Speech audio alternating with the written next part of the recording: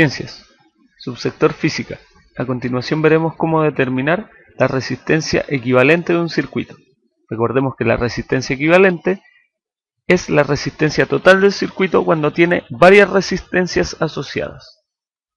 Tenemos dos formas diferentes de calcular la resistencia equivalente y eso depende de si las resistencias están asociadas en serie o en paralelo.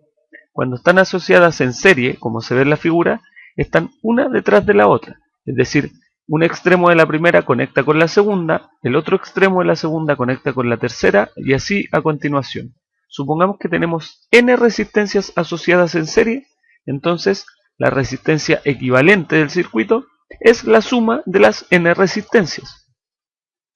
Es decir, en un circuito en serie la resistencia equivalente es R1 más R2 más R3 más R4, etcétera, etcétera, hasta más Rn.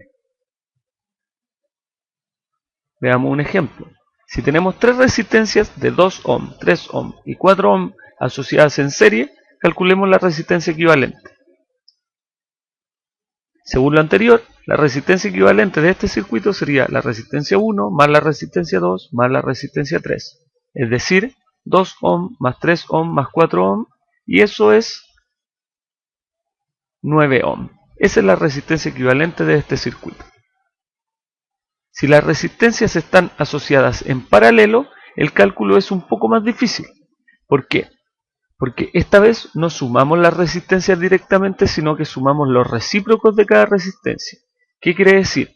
Si tenemos n resistencias asociadas en paralelo, es decir, ya no asociadas por un solo extremo, sino que todas asociadas por sus dos extremos, R1 conectada por los dos extremos con R2, conectada por los dos extremos con R3, así hasta Rn, entonces el recíproco de la resistencia equivalente es igual a la suma de los recíprocos de cada resistencia.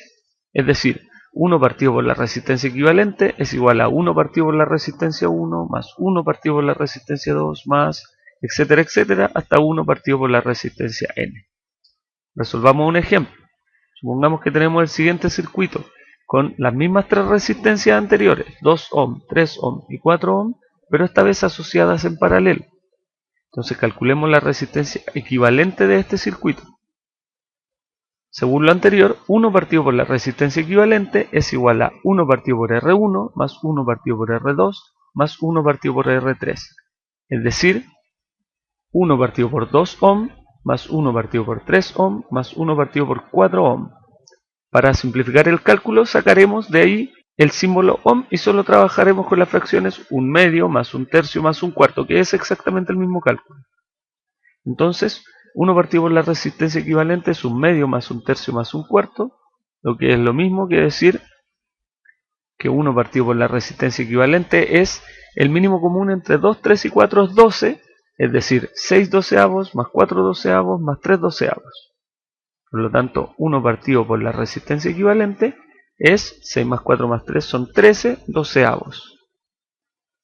Por lo tanto, si damos vuelta esas dos fracciones, tenemos que la resistencia equivalente de este circuito es 12 partido por 13 ohm.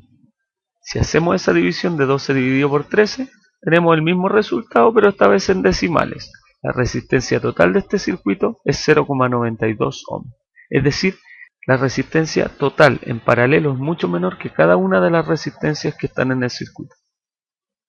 No así la resistencia total en serie, donde es mucho mayor que cada una de las resistencias.